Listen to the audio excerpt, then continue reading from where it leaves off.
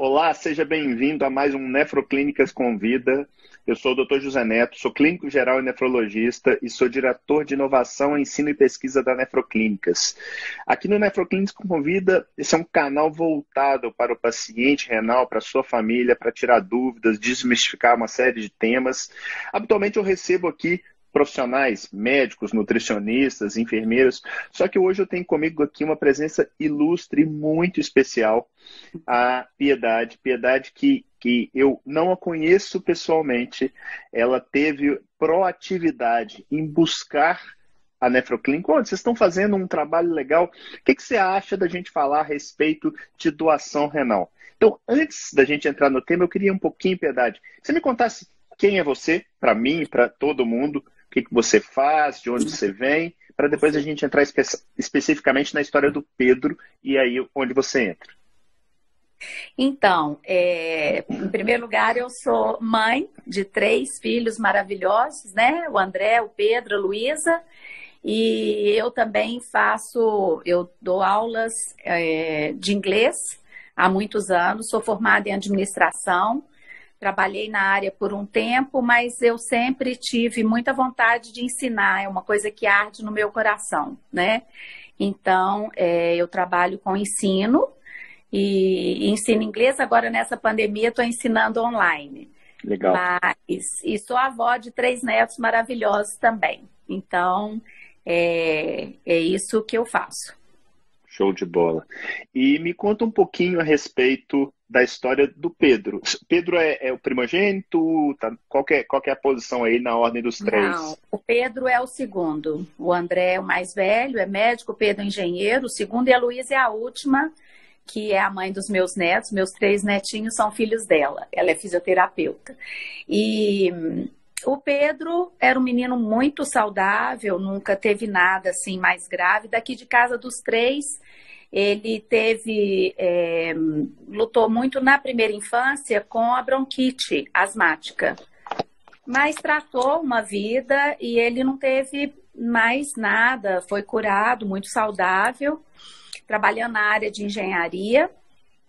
E aí o Pedro começou a sentir umas dores de cabeça, mas como ele, depois da bronquite asmática, nunca mais ele teve, ele começou a ter crise de sinusite. E ele tratava da sinusite dele, sempre teve uma otorrino desde que ele era pequeno, e aí ele estava tratando essa sinusite, então confundiu um pouco o sintoma, porque ele estava com muita dor de cabeça, e ele confundia com a sinusite. Ele tinha mesmo uma sinusite. Ele tratou aquela sinusite, antibiótico, já estava na 2ª caixa, e foi até a doutora Maria Elisa, que é a otorrino dele.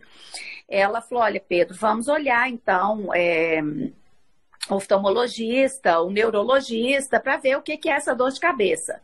E a gente estava nessa fase assim de pesquisa, mas o sintoma dele era dor de cabeça. Isso com qual idade? Isso, ele tinha 25. Ele estava com 25, ele já era casado na época, e aí eu não sabia, porque ele não morava com a gente, mas ele estava acordando muito à noite para urinar, a gente não sabia disso. E às vezes ele aparecia aqui em casa muito inchado, mas a gente achava que ele estava trabalhando muito e por causa disso ele dormia tarde, acordava cedo e ficava com cara de sono. Às vezes vinha no fim de semana, dormia mais, e o inchaço já era uma pressão alta que a gente não sabia. E aí ele foi também no oftalmologista para medir, para ver se era a vista que estava tendo tanta dor de cabeça, e já estava marcado com um neurologista quando ele sentiu mal uma certa noite. E aí ele começou a vomitar, e o André, que é meu filho, que é médico, ele ainda não era casado, morava com a gente, mandou ele ir para o hospital. Falou: vai para o hospital, porque ele estava vomitando muito, era o sintoma que ele tinha.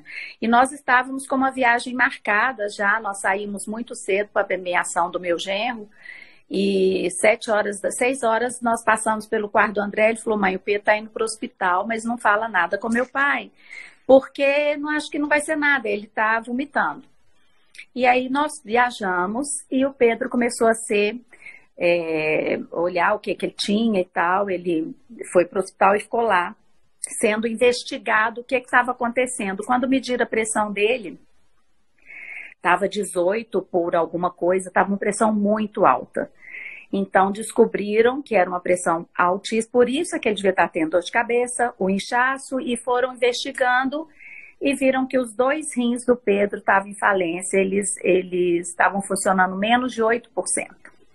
E nisso a gente viajando, a gente estava lá em Foz do Iguaçu, e o André nos dando as notícias, sozinho aqui com ele. Era um fim de semana, viram que era um caso de um nefrologista, né? Então, no dia seguinte, o nefrologista entrou em ação e viu que ele tinha essa perda do rim, né, dos 2, essa falência. Então, seria um transplante. E para nossa família, doutor José, foi um susto muito grande. Primeiro que transplante é uma palavra enorme, que a gente não, né, uma coisa muito desconhecida na nossa família.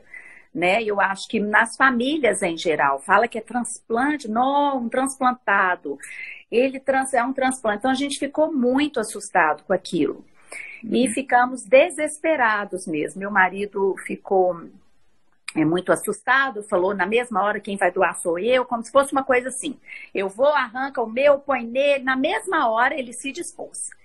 E a gente foi entendendo e foi buscando, a gente tem uma fé muito grande. E isso nos sustentou muito. Desde o princípio, a gente estava com a minha filha mais nova e na mesma hora ela estava com a cabeça mais no lugar, ela buscou de Deus e a gente teve uma palavra muito bacana que nos sustentou e nos sustenta até hoje, que foi num salmo e falava que ele não ia morrer, que ele ia viver e ele ainda ia contar as obras do Senhor. E assim tem sido a vida do Pedro. Tá aí, glória a Deus, vivo, cheio de energia, né? Cheio de gás, com saúde, graças a Deus. Mas isso tem quanto tempo, Piedade? Ele estava com 25. Foi em 2011 que foi o primeiro transplante do Pedro. Isso foi em abril de 2011. Isso. Então, na realidade, foi um diagnóstico no susto, como a maioria dos pacientes renais, né? Eu até vou colocar algumas coisinhas aqui para ir dando feedback para a nossa audiência. A doença renal habitualmente tem essa característica, ela é assintomática, ela vai dar sintomas, e por vezes sintomas pouco específicos, né? Náusea, vômito, um inchaço, às vezes o aumento da pressão, e já muito tardiamente. Então não é infrequente esse quadro que você está descrevendo, de uma pessoa que vem sentindo alguma coisinha, a hora que descobre, já realmente está numa fase terminal da doença renal crônica, e aí ele passa a ter 3 opções. O transplante, como você já citou, a hemodiálise, que é talvez a modalidade mais conhecida, pelo menos do ponto de vista de mindset, de lembrar da palavra, e a diálise peritoneal. Você está me contando que logo de cara já foi oferecido para o Pedro a questão do transplante. E aí ele foi para o transplante direto, ele conseguiu preparar-se e ir para o transplante, ou ele fez alguma coisa antes de transplantar? Bem, a opção, realmente, eles falaram que poderia fazer um transplante e que, a princípio, ele teria que ir para a máquina, para a hemodiálise, até fazer um transplante, que era, como você disse, 3 opções, né? E óbvio que essa família é uma família de coração doador, né? Nós temos isso por princípio, e eu fico pensando assim, quando eu lembro o que Jesus fez por nós, né? E Deus fez por nós, ele deu o filho dele por nós. Quem somos nós para não dar algo que vai salvar a vida de outros, né? Então, eu pensei e falei assim, gente, o Henrique primeiro falou, eu vou ser o doador e tal. Eu mais com a cabeça, eu não sabia nada disso, como é que doa, o que faz. Enfim, a princípio, o Pedro precisou, ele não tinha, os rins não funcionavam. Então, já pegou ele assim. E ele nunca teve nada, doutor José, um menino muito saudável, jogava bola, ele tinha um time de futebol, e ninguém sabia o que ele tinha, porque ele estava tratando sinusite, né? Então, foi isso, eu nem sabia que é muito comum isso. E quando foi fazer um retrospectivo, um feedback da saúde do Pedro, a gente até procuramos vários médicos, não podia fazer uma biópsia para saber o que ele tinha, o que provocou aquilo, porque os rins dele estavam muito sensíveis, se fizesse uma biópsia, tirasse um pedacinho, podia dar uma hemorragia, seria pior. A emenda ficava menor, pior, né? Então, a gente foi procurando para saber de onde veio aquilo, desde quando o Pedro tinha aquilo. E quem me deu, assim, uma ideia longe foi o Dr. Zé Olinto. A gente esteve lá com ele, um clínico muito bom. E ele falou, olha, o Pedro pode ter... Dos meus grandes mentores. Dr. Zé Olinto. Dos meus grandes mentores. Em busca de um porquê daquilo, né? Porque o porquê nós não sabemos até hoje. Mas ele falou, olha, provavelmente foi quando ele tinha de 5 a 7 anos, ele começou a perder esse rim. Então, até eu indico, eu falo muito que as crianças, os pediatras deveriam pedir um ultrassom dos rins, porque talvez se a gente não sabe se o Pedro tem isso desde daquela época, mas se tivesse e talvez fizesse um ultrassom, a gente saberia que ele teria essa doença, poderia tratar, enfim, nós não sabemos por quê. Mas veio assintomático mesmo, nunca teve nada. E, enfim, de repente perdeu os dois, era menos de 8% os dois, e precisaria de uma máquina antes de um transplante, porque por mais rápido que fosse, e o meu foi muito rápido, em 3 meses, em 4 meses, foi em abril, em agosto, está fazendo agora, vai fazer, foi 2011, 2020, 9 anos do transplante, o primeiro transplante do Pedro. Nós estávamos na mesa para a cirurgia do primeiro transplante dele. Em 4 meses eu fiz todos os exames e fui pedindo a Deus para que eu fosse compatível e as portas foram abrindo e o Henrique querendo também ser, mas eu acho que eles analisam apenas uma pessoa de cada vez, né? Não são vários. Na minha casa, graças a Deus, todo mundo queria doar. Sabe, eu tive, assim, uma acolhida muito grande, né? O meu marido queria, eu queria, meu filho queria. Enfim, que seria mais apta, né, para essa doação seria eu. E eu encarei e comecei com os exames. Enquanto isso, o Pedro foi para a hemodiálise. Aí ele, Entendi. Foi a primeira vez a gente entrou nesse universo de insuficiência renal, de dieta. E eu fico até emocionada de falar disso, porque foi uma coisa muito nova na nossa vida, na nossa casa, mas a gente encarou isso. E teve uma amiga minha, uma grande amiga, ela trouxe uma transplantada aqui na minha casa, e isso é uma coisa que nos ajuda muito, a experiência do outro. Ela trouxe alguém aqui que já tinha, acho que 15 anos de transplante, e ela estava muito bem, aquilo nos deu uma revigorada, né, uma esperança. E a gente começou primeiro com as dietas, né, aquela coisa toda nutricionista, tudo sem sal, sem sódio, nada de embutido. Começamos a entender e viver a casa toda nesse universo do insuficiente renal. E aí a gente teve também essa orientação. O Pedro começou com a hemodiálise, então a gente tinha que levar, e eu comecei a conhecer pessoas que sofriam da mesma doença. A gente começa a virar um grupo, né, que tem uma empatia, que sente a mesma dor, né, ou a mesma alegria. Enfim, essa novidade veio para nós e para eles também. Então a gente pôde dividir muitas experiências. E aí ele ficou só 3 meses na máquina, porque logo em agosto a gente fez o transplante. Então o Pedro foi transplantado naquela época. E aí, então, na verdade, assim, até voltando um pouquinho para explicar para o pessoal, a doença renal crônica nessa faixa etária do Pedro, habitualmente, é uma nefrite, é algo que tem algum componente familiar. É difícil dar o diagnóstico, mas quando você tem alguns sintomas, o ultrassom pode ajudar, mas principalmente o exame de urina, às vezes ajuda demais. Quando muito tardio, não cabe a biópsia realmente, porque o rim já está todo fibrosado. É como se você fosse biopsiar uma fibrose, uma cicatriz. Então você não tem muito do que acontecer.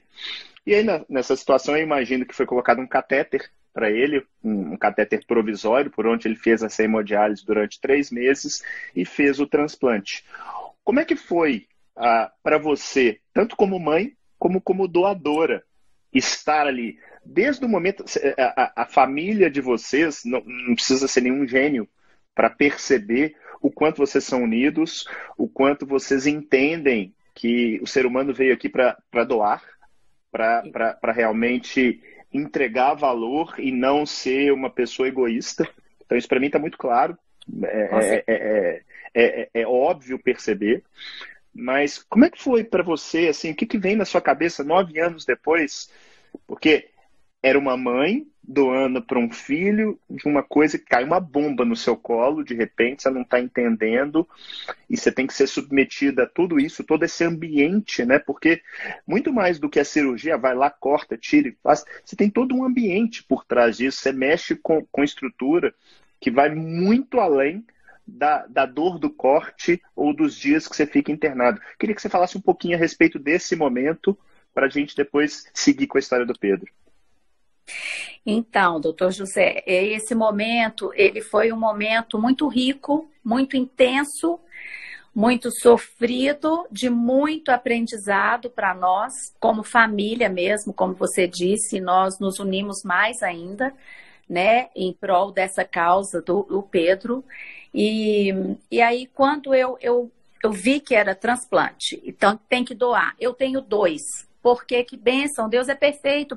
Ele me deu 2 rins, eu posso dar 1 e viver com 1, né? E eu não sabia essa questão, como é que vive, como é que não vive. Uma dos questionamentos maiores, e as pessoas me perguntam muito sobre fazer xixi. Se é normal, se eu ia continuar da mesma forma. Eu também estava sem saber, será que é? Agora é tudo igual também, porque eu só tenho 1 e tal. Então, eu fui conhecendo mais disso, mas, a princípio, eu entrei no foco da doação. Eu vou doar de qualquer maneira. Eu tive isso muito forte no meu coração. E como você disse, eu entendo perfeitamente que nós estamos aqui para servir. Eu acho que uma característica, das maiores características do caráter de Jesus é de ser servo. Ele veio servir, doar para o outro. A primeira grande doação dele foi a vida dele própria. Para nós, para que nós tivéssemos vida. Então, para que o Pedro tivesse vida, eu tinha que doar da minha. Então, aquilo foi muito certo, eu tinha muita convicção daquilo, era tanta convicção, doutor José, que o medo que é grande, medo da cirurgia, os tabus, os preconceitos, aquele universo novo para mim, ele ficou assim, né? Era o meu filho, eu ia dar vida para ele, o que eu podia fazer? O que mais eu tenho que eu posso dar para ele? Eu vou dar. E eu não me esqueço, foi tudo muito rápido, porque eu foquei nos exames, fiz todos e fui passando em tudo, a maior alegria. Cada um eu agradecia a Deus, porque eu estava sendo apta. A compatibilidade estava vindo, sabe? Era tudo que eu queria. E eu pedia muito a Deus que desse certo, porque eu não queria que ele ficasse numa fila. O que eu pudesse fazer, eu faria. E aí, quando eu fui para fazer a conversa com a anestesista, ela me colocou, eu acho que como todo médico tem que colocar mesmo, várias dificuldades que poderiam acontecer. Eu não acho que isso deve acontecer, não, mas isso aconteceu comigo. Tipo, tocou o terror mesmo, a anestesista. E quase assim, você tem certeza que você quer doar? Eu falei, sim, tenho. Isso era tipo uma semana antes da doação. E 3 dias antes da cirurgia do Pedro, quando eu tive uma entrevista com o cirurgião, com o urologista, ele sentou na frente do Pedro, comigo também, e ele olhou para mim e falou comigo se eu tinha certeza daquilo, que muitas pessoas arrependiam de doar. Eu falei, o quê? Como é que é? É porque elas não são mãe. Eu falei, só pode ser porque não é mãe, né? Aí ele falou, colocou as coisas lá. Eu falei, o povo tem medo, porque dói. É uma cirurgia que diz que dói. E até foi muito engraçado, porque ele falou, não, é uma coisa, a gente até tem um departamento de psicologia para o doador pós-transplante. E eu estava muito firme naquilo, que eu tinha certeza do que eu estava fazendo, sabe? E hora nenhuma me bateu aquela coisa de não querer, de ficar em dúvida, porque eles me questionaram mesmo se eu tinha certeza. E eu tinha aquela convicção, era uma coisa muito forte em mim, sabe? E aí, ainda mais que eu tinha dado a compatibilidade.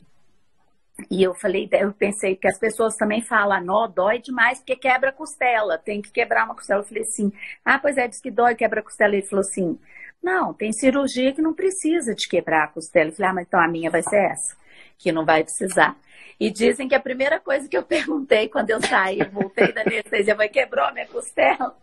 E não quebrou, conseguiram tirar o órgão sem quebrar. E hoje em dia é muito mais evoluído e tem outras formas de fazer do que há 9 anos atrás, né? Sim. Segundo o transplante do Pedro, já foi bem mais tranquilo, assim, e eu acho que hoje em dia é muito mais moderno, né?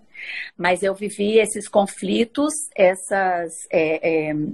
desafios, eu chamo. Foram desafios muito grandes, psicológicos, emocionais. E quanto mais eu vi o pouquinho que meu filho ficou na máquina, ele lembrou que foi peritoneal primeiro, não me lembrava disso, que depois ele entrou para a hemodiálise. Mas foi mesmo, esses primeiros meses já logo puseram que tem que ter toda aquela...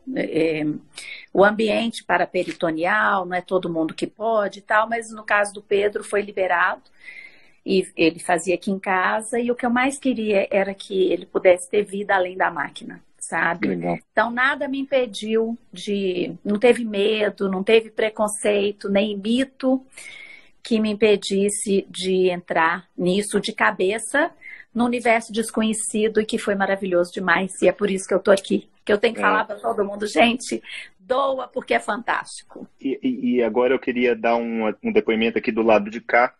Eu acho que nós, profissionais, a gente tem que ser verdadeiro, tem que colocar, às vezes, as pessoas cientes de tudo, mas com muito cuidado, com muita empatia, né? Porque às vezes você fala uma coisa que é verdade, mas da maneira como você fala, você pode realmente jogar um balde de água fria na pessoa, e eu acho que o objetivo não é esse, né? Então, isso não é no transplante. Quando você vai propor um novo tratamento, seja medicamentoso, uma cirurgia qualquer que seja, óbvio que você tem que falar: existem riscos, mas quantifica esses riscos, né? Por exemplo, o risco de uma doadora como você de precisar de diálise, que é uma dúvida muito frequente, é algo, quando bem feita a avaliação, que chega ali em torno de 0,4%, ou seja, de cada mais ou menos ali 200, 300 doadores, em algum momento vai precisar fazer diálise.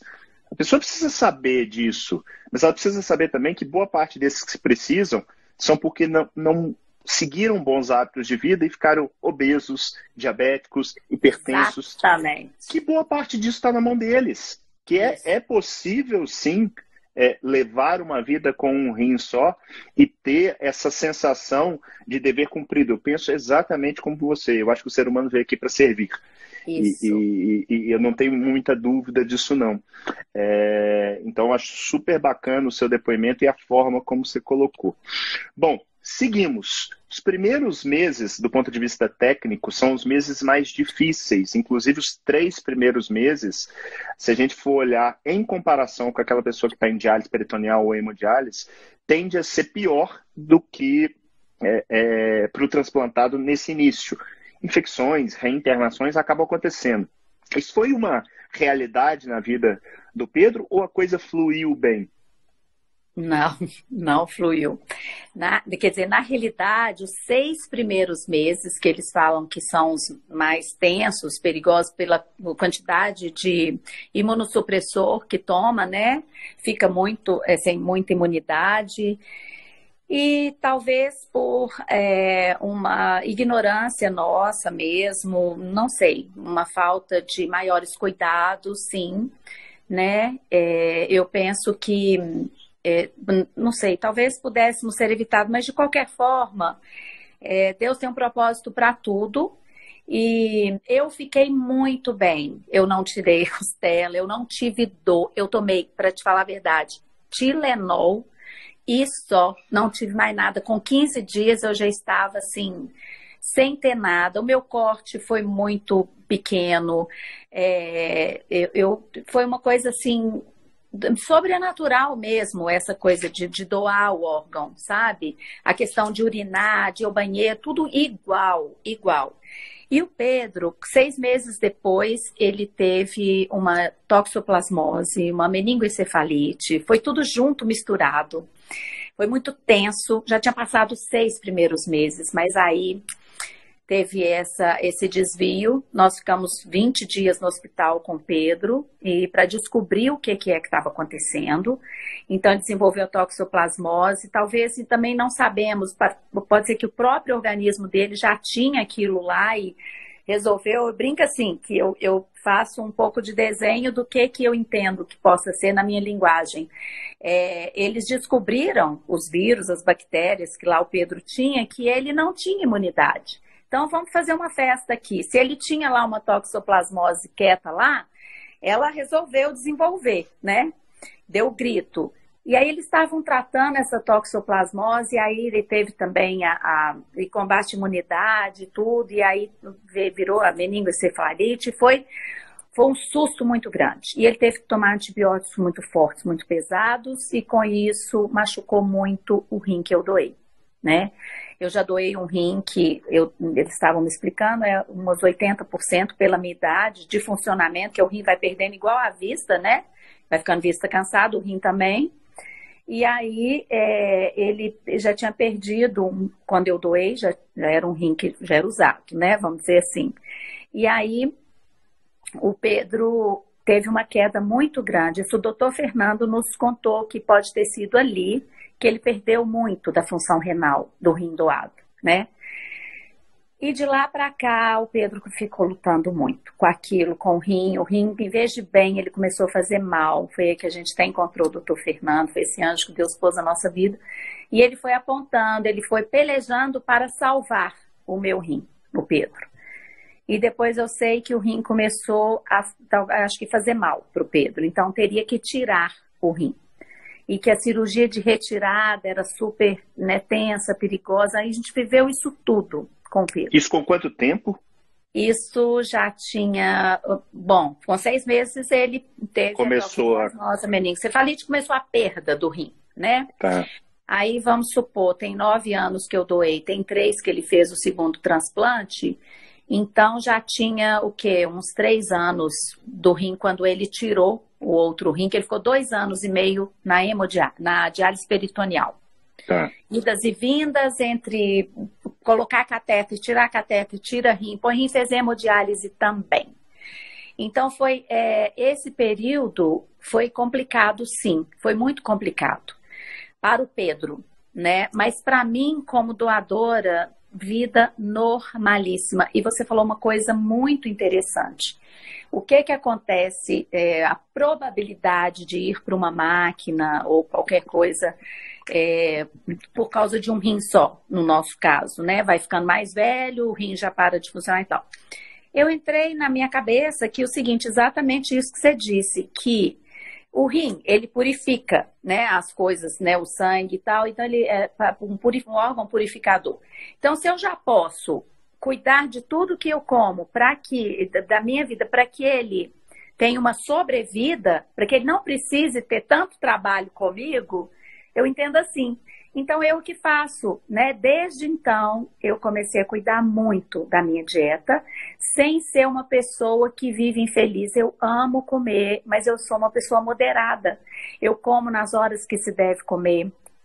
E aí, diminuir o sal foi ótimo, porque todo mundo deve fazer isso mesmo. Aí, o sódio, o refrigerante e tudo isso, que é uma coisa que todo mundo devia fazer. Não é só o insuficiente renal, essa dieta devia ser para todo mundo, que traz uma vida muito saudável, muito mais saudável. Eu passei a comer só orgânico, as verduras só orgânicas. Eu fui numa nutricionista e ela falou, Piedade, se for para você tomar um suco verde com couve comum, não tome, é preferível você não tomar, porque você vai machucar mais o seu rim, porque o tanto de agrotóxico que tem, né, que iriam fazer mal. Então, se tiver que fazer suco verde, faça com couve orgânica, come verdura orgânica, e desde então a gente só come verdura orgânica. A gente cortou, vamos dizer assim, as porcarias da junk food aqui da casa, né, que tinha os embutidos, coisas com conservantes, que é uma coisa de uma dieta saudável. Eu costumo falar que não adianta tomar suco verde de manhã se à noite você come pizza. O que vale é o conjunto da obra. Isso. E nesse conjunto da obra, eu vou te falar que alimento não é só alimento que entra pela boca, não. Tem alimento de alma também. Com Então, essa certeza. espiritualidade de vocês, esse núcleo familiar que eu tenho visto aqui reunido, dando depoimentos um atrás do outro, não só dentro da família, quanto de positividade para quem está aqui nos assistindo, isso não tem dúvida. Isso, quem acredita que a coisa é só orgânica, que não tem algo Não é. muito maior do que isso, eu vou te falar que está fadado a fracassar, está Isso. fadado a bater de cabeça. Porque o negócio é o seguinte, Piedade, você acabou de contar um problema. O problema aparece para todo mundo. A forma como nós enxergamos esse problema e lidamos com ele, eu acho que é o que faz a diferença. Então, ver um Exatamente. filho com doença renal, depois você doa, aí de repente com 6 meses começa um problemão, você vê seu filho hospitalizado de novo, você não sabe o que vai acontecer. Então, isso é algo que você tem que realmente treinar ao longo de uma vida, né? É Porque um senão exercício. É, porque senão você tende a ser reativo. Você tende a exatamente. brigar com a situação. E E não você é essa maneira. deprime, você fica ruim da cabeça, o seu corpo sente, o corpo é muito ligado na cabeça, eu vejo mais isso. Então, eu me preservo muito, sabe, doutor José? Eu preservo a minha pessoa, para eu ficar bem, para eu poder doar para outros, porque se eu não ficar inteira, eu não tenho nada para dar para ninguém, Sua né? energia é Então, muito boa. é, Muito boa. obrigada. Eu tenho para mim uma coisa como certa, como uma filosofia de vida. Eu preciso alimentar a minha alma, o meu corpo, né? O meu espírito é o 3 em 1, é o corpo, alma e espírito, né? Então, é muito interessante isso, muito bacana essa interligação desses três. E então, diariamente eu cuido de mim, da minha pessoa, sabe? Eu tenho um tempo meu com Deus, eu medito na palavra, eu busco, eu oro, eu choro, eu rio, eu coloco minhas coisas e Deus traz um alívio para mim, né? Do que eu estou vivendo um problemão. Quando eu coloco aqui diante de Deus, que eu paro, que eu medito de manhã, antes de qualquer coisa, o meu dia é outro. Daí eu vou para o meu exercício físico, que eu não posso ficar sem fazer. Qualquer coisa que me tire dos meus horários de exercício físico, da minha meditação no Senhor e tudo, eu não abro mão, porque isso é remédio para mim, para minha alma. Então, eu sei que eu vou viver muito, eu sei que eu não vou para uma máquina, eu tenho convicção disso. Sabe? Muita certeza no meu coração. Eu cuido dos meus exames, o meu check-up, eu sou cuidada, né? O doutor Fernando é nosso nefrologista. Outro dia mesmo eu fiz mandei para ele os meus exames, ele falou, Piedade, estão excelentes. Então, assim, é uma coisa, aumenta ali, diminui de cá, e vai, assim, ajeitando. E isso a gente consegue com disciplina, com foco, né? É o que a gente tem que ter. A gente não pode deixar a peteca cair, não pode desanimar, porque isso tudo traz uma tristeza, angústia, e isso deprime a alma, né? A tribulação e a angústia, ela vem dentro do coração e adoece seu corpo. Então, para eu ter esse corpo saudável, eu tenho que ter essa cabeça mesmo saudável. E eu tenho essa certeza. E o Pedro perdeu o meu rim na época, né? Mas o tempo que ele viveu com ele, que foi 2 anos, quase 3 anos de vida, de sobrevida que eu dei para o meu filho, não tem preço. Não Muito tem bom. preço. Porque depois disso, o doutor José, ele teve que voltar. Tirou o meu rim e ele voltou para a máquina, né? E aí foi a busca do Henrique, que começou a correr atrás, quando a gente viu, não, nosso filho não vai ficar, enquanto tiver rim nessa casa, nós vamos doar, né? É uma coisa fantástica, né? Uma coisa da medicina, assim, maravilhosa mesmo, essa coisa de transplante, muito desenvolvida cada vez mais, e eu já ouvi falar que está vindo aí um rim mecânico, né? Mas enquanto não tem, nós somos seres humanos feitos para dar um para o outro, para tocar, né? Para entregar essa entrega. E eu vou te falar, Piedade, que você tocou num assunto que eu acho que é importante. As pessoas, às vezes, elas até querem servir, mas se ela não se serve, se ela não cuida de si, ela não vai conseguir servir o outro. Não tem nada para dar. Não tem como. E, na realidade, você se esvai. É impressionante como que você tem que ser um pouco egoísta num primeiro momento para depois multiplicar esse cuidado. E isso você acabou de descrever de forma, assim, para mim, precisa. Aí deixa eu entender. Ele perdeu o rim, pelo que eu entendi, que ele colocou mais ou menos aí um ano e pouco depois do primeiro transplante, ficou em torno de 2 anos em hemo. E Nesse período, como é que foi dentro da família até que o Henrique, que é o pai, não é isso? Isso. Acabou sendo escolhido, né? Na verdade, ele se propôs. Eu falo que doação, você tem duas situações. Você tem que querer e tem que poder. Né? Na realidade, querer... ele se escolheu. Ele se escolheu. E ele falou, aqui foi quase que assim, foi de qualquer jeito. Eu vou doar, querendo ou não querendo, de qualquer jeito eu vou doar. E foi muito assim, doutor José, foi assim mesmo. Porque, na realidade, o Pedro ficou em emo entre uma cirurgia e outra, porque depois a gente treinava para a peritoneal, que ele adaptou muito bem, sabe? Tá. Ele fez a peritoneal e tudo, e nós envolvemos com essa peritoneal. O Henrique preparava o quarto dele inteiro, higienizava a máquina e deixava tudo pronto para conectá-lo. E uma característica muito bacana do Pedro, que aí já vai para o transplantado, é a gratidão. Eu não vejo o Pedro murmurar, uma característica bacana dele. O Pedro não é um menino que reclama, sabe? Tudo que ele viveu é grande, não é pequeno, aos 25 anos. E eu vejo ele numa alegria de viver, né? Então, nós começamos, aí já o doutor Fernando já nos acompanhava, e o Henrique, quando o doutor Fernando falou, o Pedro vai ter que tirar o rim e voltar para a máquina, e sim, ele fez. E aí, o doutor Fernando aí voltou as 3 opções, ou ele fica na diálise, espera um rim de um doador futuro, ou alguém da família, ele falou, eu vou... Henrique, para começar, ele foi no doutor Fernando e falou assim, você tem que perder, nem lembro quantos quilos, sei lá, acho que 5 quilos na época, não sei, era muito. Primeiro você tem que perder. E aí o Henrique entrou na maratona de doação. Ele começou e ele focou e ele perdeu esses quilos que o doutor Fernando pediu. Depois que ele perdeu os quilos, ele falou, agora nós vamos fazer em São Paulo, porque foi há 3 anos, fez 3 anos agora em julho do transplante que o Henrique doou. E aí foi em São Paulo, porque lá tinha uma técnica nova, o doutor Fernando trabalha com uma médica de lá que ele gosta muito, do Hospital Samaritano e do Hospital das Clínicas, e aí acabou que ele queria que o transplante fosse lá, o Henrique começou a ir para lá para se preparar. E aí nada bate aí, a pressão dele era alta, aí tinha um regulamento no Hospital das Clínicas que gente que tem pressão alta não pode ser doador. E ele falou, eu vou ser doador de qualquer jeito. Aí a insulina dele subia.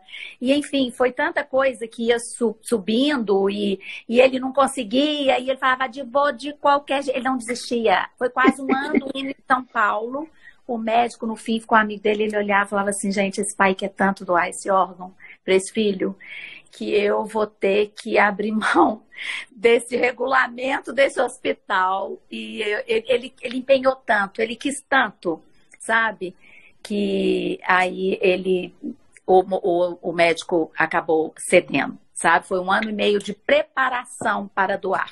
Agora, eu vou falar mais, né? Ele não só quis, né? Ele correu atrás. Porque eu vejo muita gente querendo, mas não fazendo, né? Então, ele tomou atitude, porque, querendo ou não, aí falando no papel aqui do profissional, o profissional nefrologista, o transplantador, ele tem que proteger o doador. Porque eu sou pai. Se meus filhos, Deus me livre, precisassem de alguma coisa, eu estaria ali, ó, querendo doar. Mas às vezes eu tenho alguma coisa que eu não posso doar, e eu vou querer, não, eu quero. E a posição do transplantador é proteger esse elo mais fraco da corrente, que no caso é o doador. Mas a história que você conta, é óbvio que eu estou sabendo superficialidade, e eu vi isso acontecer várias vezes, pai, mãe, irmãos, às vezes se transformam, e eu falo que a doação ela pode ser terapêutica, porque a pessoa ela passa a se cuidar muito melhor. Então porque bons hábitos de vida não servem para os rins, servem para a pessoa. Exatamente. Então, a hora que o Henrique mudou hábitos, a hora que você mudou hábitos, não é o seu rim remanescente que agradece, é a piedade que agradece. Com certeza. Né? Com então, certeza. Não só aí, o Pedro ganhou, doutor José, aqui nessa casa, mas nós todos ganhamos em qualidade de vida, né? Eu acho que eu vou viver muito mais agora, porque agora eu me percebo, eu presto atenção no que eu como, eu tenho que malhar, o Henrique a mesma coisa, a casa de um rim só. Aqui é a casa de um rim só. Então, assim, o Pedro, ele nem mal sabe, mas o tanto que ele foi usado para nos abençoar também, né?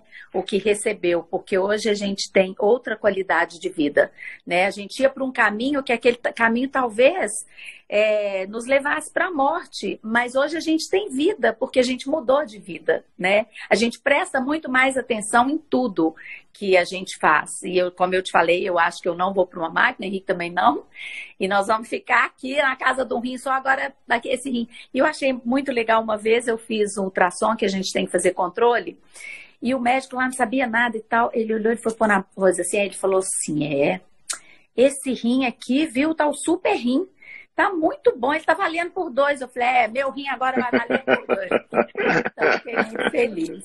Mas o que eu queria colocar também desse tempo, que eu fiquei em São Paulo lá com o Pedro, no Hospital das Clínicas, esperando ele na sala de espera, ou conversando. Isso foi quando, verdade? Isso foi há 3 anos atrás, foi em 2017.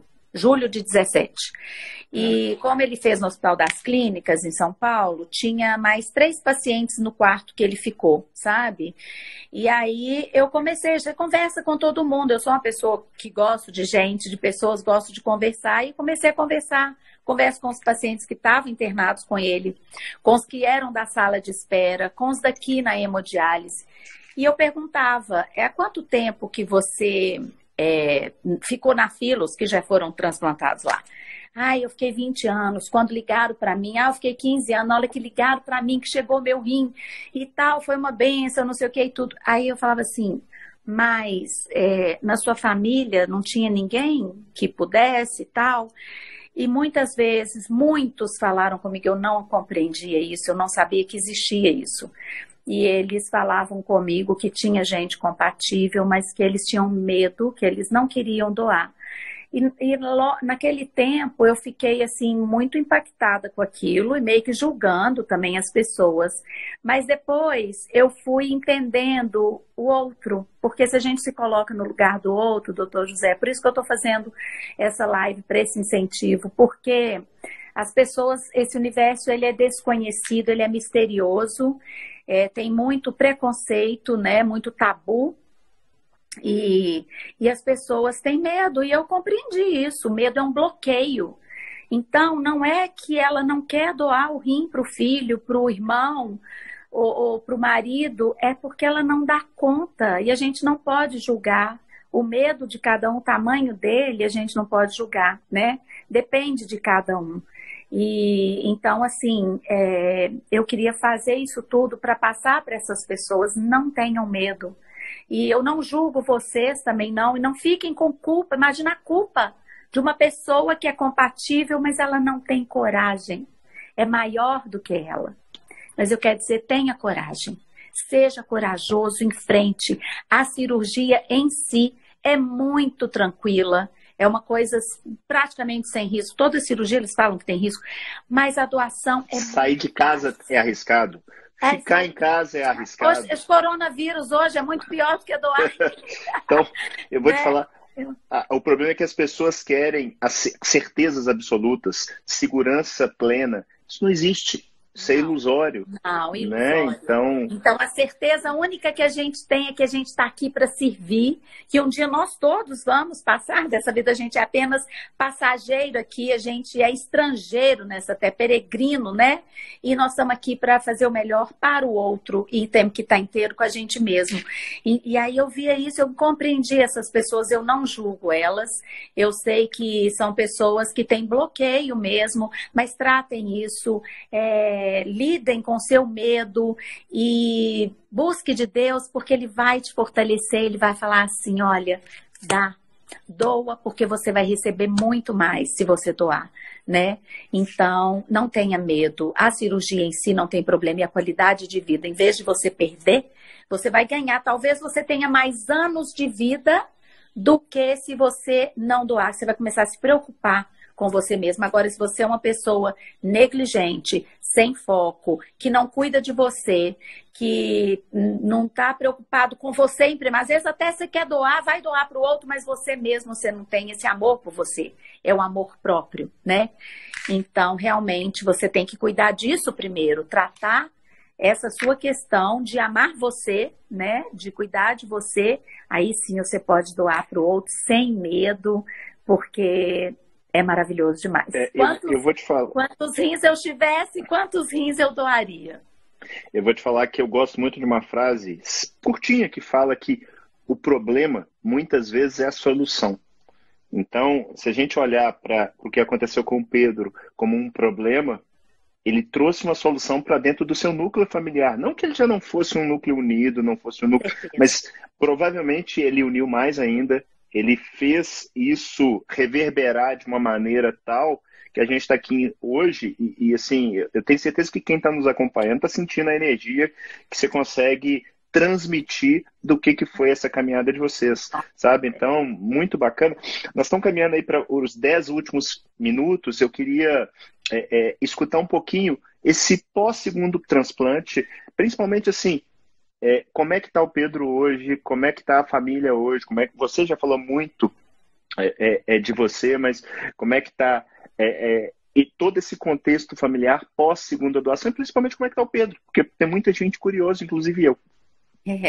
Então, foi uma maravilha esse segundo transplante, né, lá, como diz o pai dele, o rim que ele doou, o meu era genérico e o dele é rim de macho, sabe, doutor José? Então, é por isso que tá, olha só, o que eles ainda fazem comigo, é porque agora, olha só, o rim do Pedro foi um rim de macho, o seu era genérico, e agora ele vai bombar. Enfim, a gente passou tanta luta na primeira doação e olha só que bacana. Pode ser, tem sempre uma nova chance, uma outra história, né? A gente nunca pode perder a esperança, né? E saber que vai dar certo. Não deu aquela primeira vez. Mas olha só, aquilo contribuiu para um segundo passo, para mais um propósito para a gente como família, como um todo, como pessoa, né? E aí foi mais um crescimento nosso e o Pedro, ele ficou muito bem. Foi muito diferente de todo o processo, sabe? Eu acho que a forma que o doutor Fernando tratou, o primeiro transplante, a gente não estava com ele, mas a forma que ele conduziu, eu sou, assim, muito grata. E ele nos trouxe muita segurança e muito do dar certo, eu acho que tem grande parte da ajuda dele, a medicação, tudo que ele faz, a forma como ele entendeu o Pedro e a situação do Pedro, sabe? E da primeira vez o Pedro teve muita gastroenterite, qualquer infecção intestinal corria para o hospital, e era soro, e era... Eu sei, os hospitais de Belo Horizonte, assim, quase todos, eu já conheço, já os CTIs, os 4, que é melhor, né? Já rodamos muito. Consultora.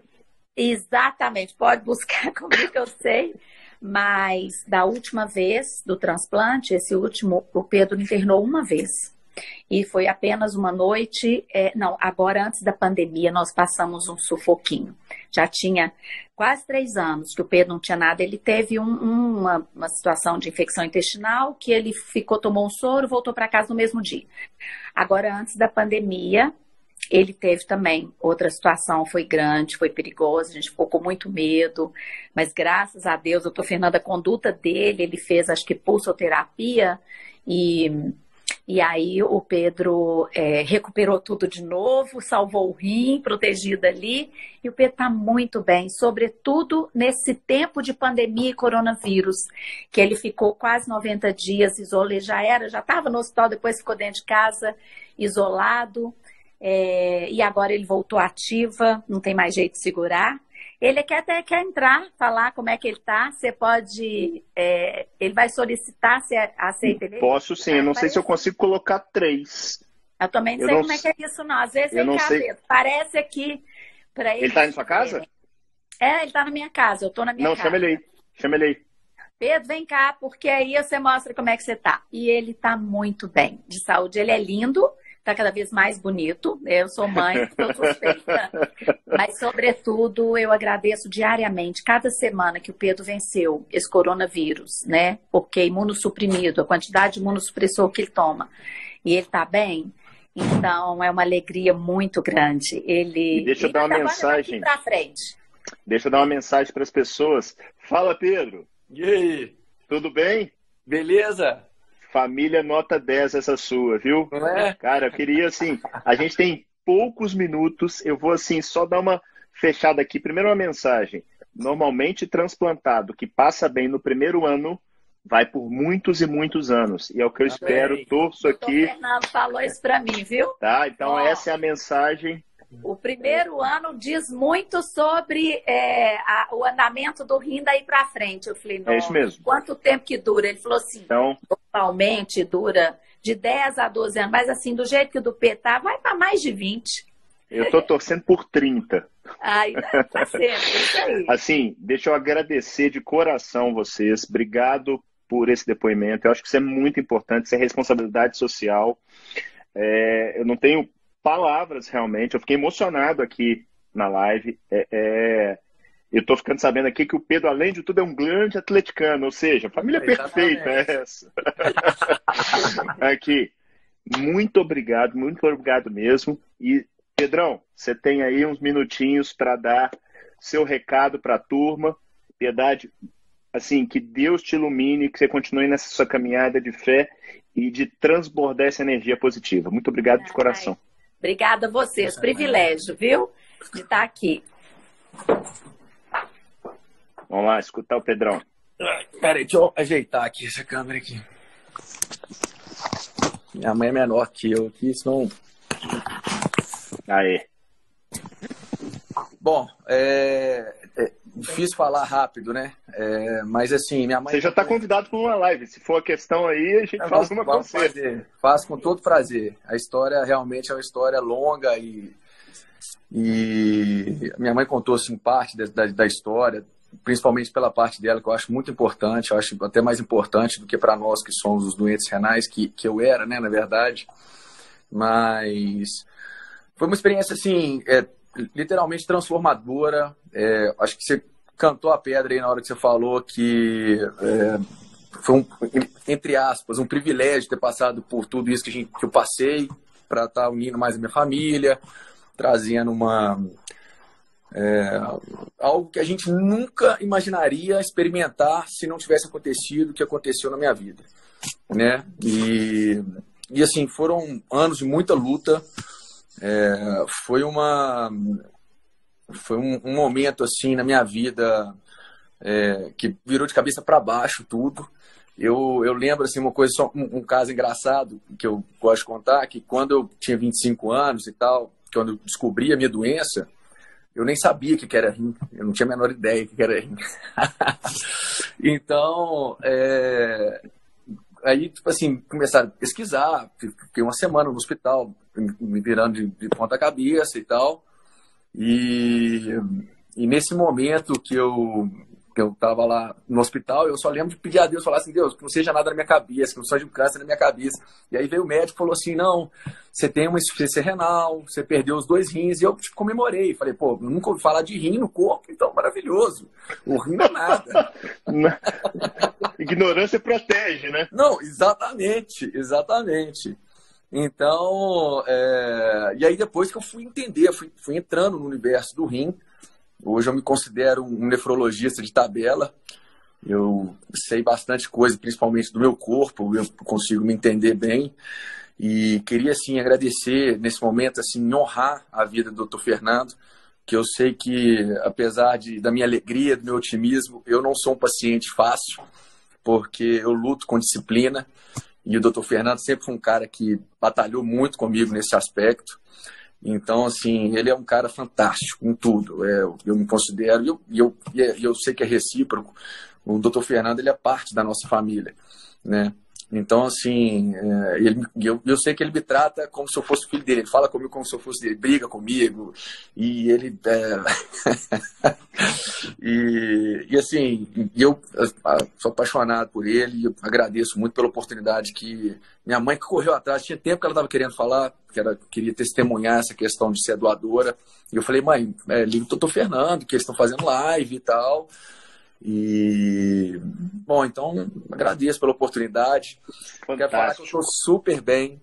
Foram 2 transplantes, foram 18 cirurgias, uma confusão danada, mas o sorriso está aí.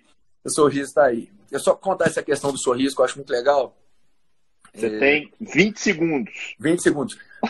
Eu tava no hemodiálise, no momento de hemodiálise, assim, eu tinha acabado de fazer a transplantectomia, que era retirar o rim, e eu tava muito mal, tava muito para baixo. Eu nunca fui de reclamar, mas eu tava mal. Tava, assim, me sentindo muito mal. E aí foi uma escolha que eu fiz. Vai cair. Eu falei, escolho ser feliz. E ponto. A partir desse dia, foi só sorriso. Bom demais, gente. Aquele abraço.